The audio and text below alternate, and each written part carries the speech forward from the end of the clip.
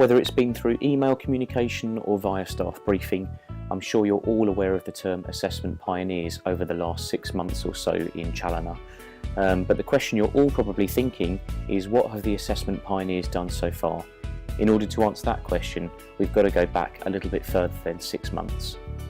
Well, back in September 2015, we started working with some of our local feeder schools, Corpus Christi, Our Lady Immaculate, St Joseph's, St Agatha's and St Cecilia's, obviously working with Holy Cross School as well, in order to help each other navigate through the new Assessment Without Levels agenda. So we met as senior leaders from all of these schools on a termly basis, and the first thing that we wanted to do was to try to support and challenge each other with our work. We also wanted to explore any common ground with assessment and moderate existing approaches. However, we didn't want to write a new approach to assessment. That's something that each individual school has had to do. Clearly, we've had to think about lots of changes happening in Key Stage 1 and 2 at primary level, but also respond to things happening at GCSE and A level as well. When we think about developing a new assessment system for Key Stage 3, we need to bear in mind those changes that are happening both before and after this crucial stage of education. And this is where our assessment pioneers come in. So we are a team of 20 staff or so in the school, and we've been meeting on a regular basis, firstly to explore that rationale for change, secondly to start evaluating some of our current strengths and areas of development in the school, and we've now researched a range of assessment models which we're now feeding back to each other.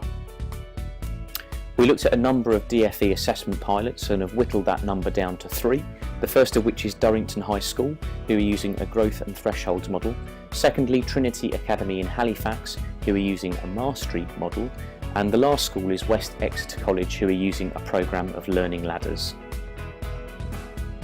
A whistle-stop tour of some of these models now, starting with Durrington, the growth and thresholds model. So here departments come up with what they call the thresholds, the key concepts and areas for assessment in each subject area, very much linked to some of the growth mindset work we're looking at in learning communities, and the feedback attached to this system is mainly formative. The second assessment model here, the mastery model, being adopted by Trinity Academy in Halifax. The idea with this model is that students cannot progress onto the next level of learning until they've mastered the previous one. Lots of research here, particularly in subjects like maths and countries like China, and summative assessments help to gauge whether students are ready to move on.